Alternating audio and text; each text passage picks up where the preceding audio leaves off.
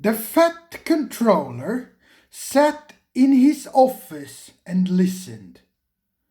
The fat controller frowned and said, "What nuisance passengers are! How can I work with all this noise?" The station master knocked on the door and came in. He looked worried. There's trouble in the shed, sir. Henry is sulking. There's no train. All the passengers are saying that this is a bad railway. Oh, indeed. We cannot allow that. Will you quiet the passengers, please? I will go and speak to Henry.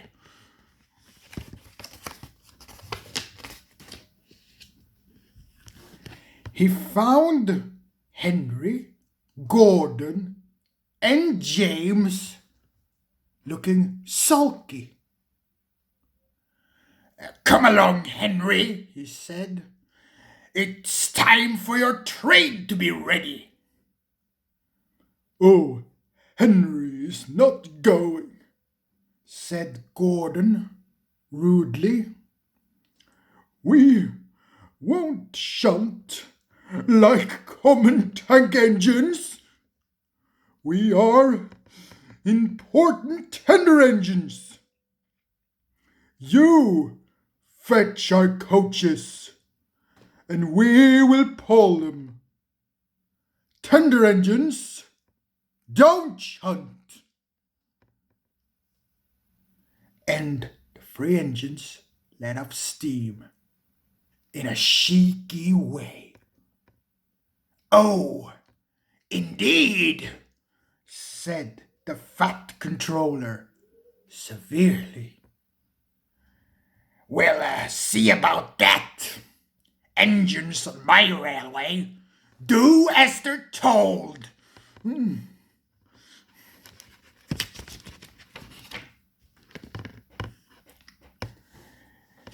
He hurried away, climbed into his car, and drove away to find Edward. "Oh, the yard has never been the same since Thomas left," he thought sadly. Edward was shunting. "Leave those trucks, please, Edward. I want you to push some coaches for me in the yard." "Thank you, sir. That will be a nice change." "Oh, that's a good engine," said the fat controller kindly. "Off you go then." So Edward found coaches for the three engines, and that day the trains run as usual.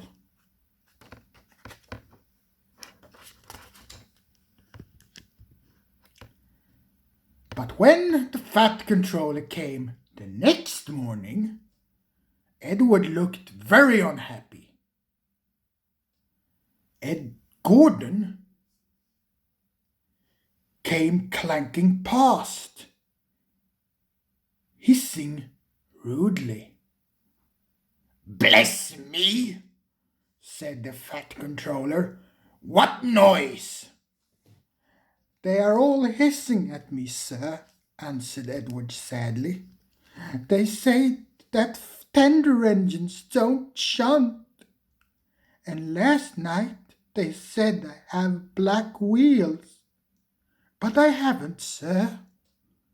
"No, Edward. You have nice blue wheels, and I'm proud of you. Tender engines do shunt. But all the same, you'll be happier in your own yard. We need another tank engine here."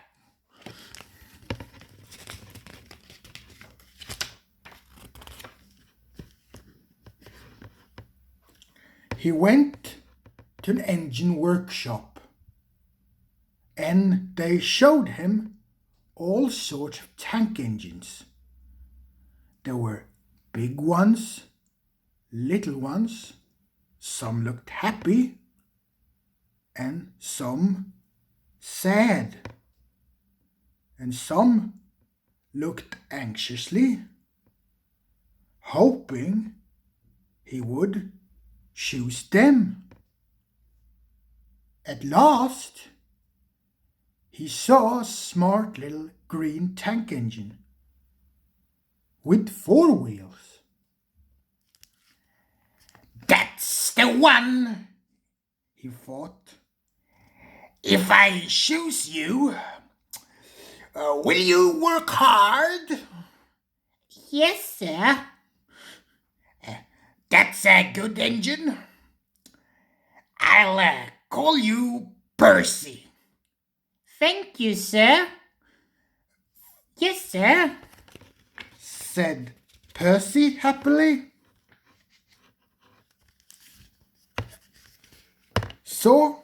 So he bought Percy and drove him back to the yard. Edward, He called. here's Percy. Will you show him everything? Percy soon learned what he had to do, and they had a happy afternoon. Once Henry came by, wheezing as usual. Psst. Said Percy suddenly. Henry jumped and ran back to the shed. How beautifully you wished him, laughed Edward. I can't wish like that, Oh, said Percy modestly. that's nothing. You should have heard him at the workshop. You had to wish loudly to make yourself heard.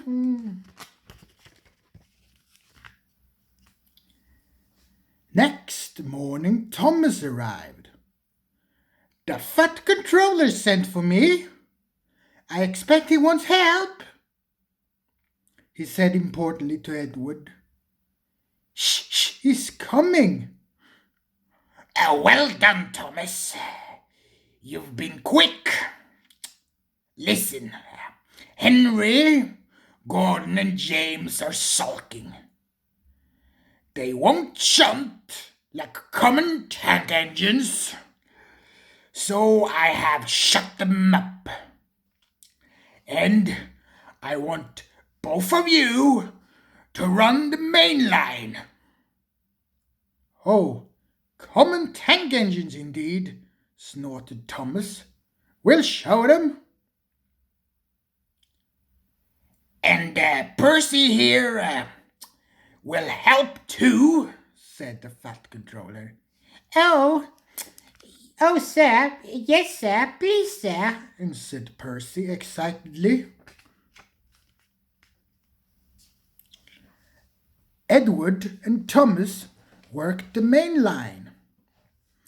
Starting at opposite ends, they pulled the trains, whistling cheerfully to each other as they passed.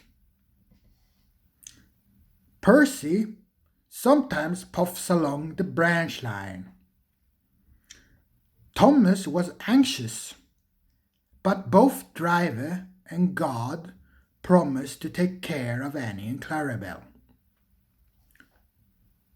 There were fewer trains, but the passengers didn't mind. They knew that the 3 engines were having a lesson. Henry, Gordon, and James stayed shut in the shed. They were cold, lonely, and miserable. They wished now that they hadn't been so silly.